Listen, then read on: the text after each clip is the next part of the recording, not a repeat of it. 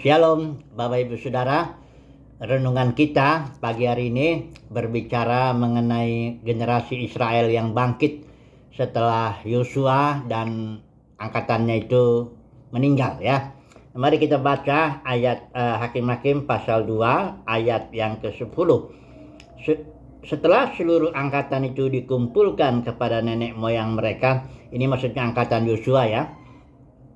Bangkitlah sesudah mereka itu angkatan yang lain yang tidak mengenal Tuhan ataupun perbuatan yang dilakukannya bagi orang Israel. Artinya setelah zaman Yosua, ini bisa dibilang zaman kemasan, ketika itu Tuhan Yosua itu di bagian akhirnya itu dikatakan segala apa yang dijanjikan Tuhan tidak ada yang tidak digenapi, semuanya tergenapi di zaman Yosua itu ya.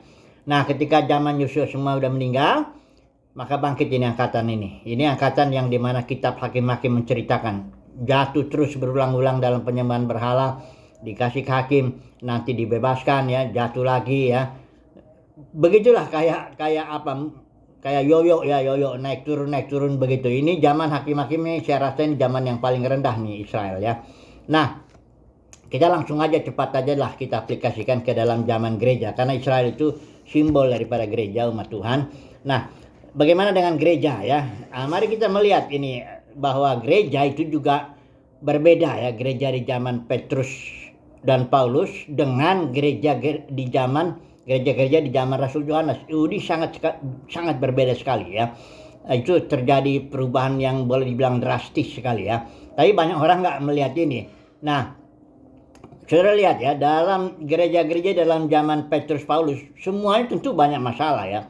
Banyak ada masalah Anania Safira ya, banyaklah masalahnya ya. Di zaman Paulus juga banyaklah masalah kejatuhan dalam pengertian tantangan ya, dosa apa masalah dan sebagainya. Ada banyak ya. Jemaat Korintus juga banyak sekali. Tetapi mereka masih sifat dasarnya adalah organisme yang setiap anggotanya dipimpin Roh Kudus ya.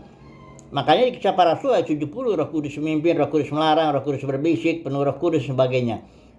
Tetapi di zaman Rasul Yohanes itu beda. Kita tahu ya, Rasul Petrus Paulus itu mati martir sekitar 67 Masehi. Itu zaman Kaisar Nero. Kemudian tahun 70 Yerusalem dihancurkan, Bait Suci dihancurkan. Kemudian tahun 90 atau 95 baru Rasul Yohanes melayani di sekitar daerah Asia Kecil itu yang sekarang Turki itu ya. Ada 7 gereja di situ ya, yang dikirimi surat Rasul Yohanes. Itu gereja-gerejanya udah beda. Nggak ada persekutuan dengan Rasul Yohanes. Bedanya tuh di situ ya. Waktu zaman Petrus Paulus sekalipun banyak masalah, Petrus Paulus itu dan timnya semuanya memiliki persekutuan dengan gereja-gereja yang dilayaninya ya. Tapi di zaman Rasul Yohanes sudah beda. Sudah lihat ini 1 Yohanes 1 ayat 3 ini ya. Saya bacakan ya.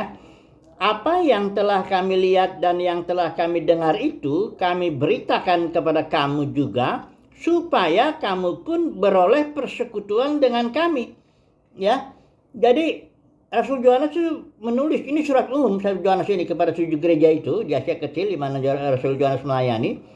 Dia bilang apa yang kami lihat, yang kami dengar, kami beritakan kepada kamu supaya ada tujuannya ini, supaya kamu pun beroleh persekutuan dengan kami. Artinya sudah tidak ada lagi persekutuan. Nah, itu maksudnya Rasul Yohanes melayani, memberikan suratnya ini, surat umum. Kalau mereka menerima, gereja-gereja di Asia Kecil itu terima, barulah ada persekutuan. Rasul Yohanes tegaskan, dan persekutuan kami adalah persekutuan dengan Bapa dan dengan anaknya Yesus Kristus. Pertanyaannya, kenapa sih kok gereja itu nggak ada lagi persekutuan dengan Rasul Yohanes? Jawabnya di Wahyu pasal 2 pasal 3 itu jelas dibilang itu ada 3 ajaran palsu yang sudah diterima oleh gereja-gereja itu, yaitu Jebel, Bilian, Nikolaus ya. Kita cepat aja lah ya, kalau ajaran Jebel itu ajaran merampas otoritas ya. Jadi para pemimpin itu merampas otoritas Roh Kudus atas murid-murid ya, tarik ya, kayak ada Diotrephes ya. Ini Diotrephes ini nentang Rasul Yohanes, saudara kebayangkan. Nah, Rasul Yohanes sudah tua itu udah ini masih ditentang, dilawan. Karena Diotrephes ingin terkemuka, ingin tarik murid-murid, dia ingin jagoan lah istilahnya begitu. Ya, ada lagi ajaran Nikolaus, menaklukkan kaum awam. Ini para pemimpin taklukin kaum awam ya, sehingga kaum awam itu nurut aja gitu, kayak domba-domba lugu gitu ya, nurut aja sama pemimpin, nggak tahu mau diapain pemimpinnya, ajaran palsu pokoknya nunduk aja. Ya. Demikian juga ada ajaran Bileam, dagang ya, pemimpinnya juga para pemimpin pada dagang ya, cari untung dari pelayanan, cari untung dalam macam-macam seperti bait suci yang Yesus datang itu menghancurkannya. Jadi intinya tidak ada persekutuan. Nah, disinilah Rasul Yohanes memanggil para pemenang. Wahyu pasal 2 pasal 3. Barang siapa pemenang. Orang pemenang itu bukan orang-orang hebat luar biasa dalam gereja-gereja yang udah jatuh itu, bukan, itu orang-orang sederhana yang tidak ambil bagian dalam 3 ajaran palsu Jebel, Biliam, Nikolaus. Ajaran di Jebel, Biliam, Nikolaus itu dijalankan oleh para pemimpin, ya, orang-orang top dalam dunia kekristenan saat ini lah. Kita terapkanlah dulu untuk ke saat ini, karena gereja saat ini itu sama dengan 7 gereja yang di Asia kecil itu. Ini zaman Rasul Yohanes sekarang ini, ya. Ya, ini bukan zaman Petrus, zaman Paulus yang gereja masih organisme, bukan. Ini udah zaman Rasul Yohanes di mana gereja-gereja sudah jatuh oleh 3 ajaran palsu, Jebel, Biliam, Nikolaus, dan ajaran palsu ini dijalankan oleh para pemimpin.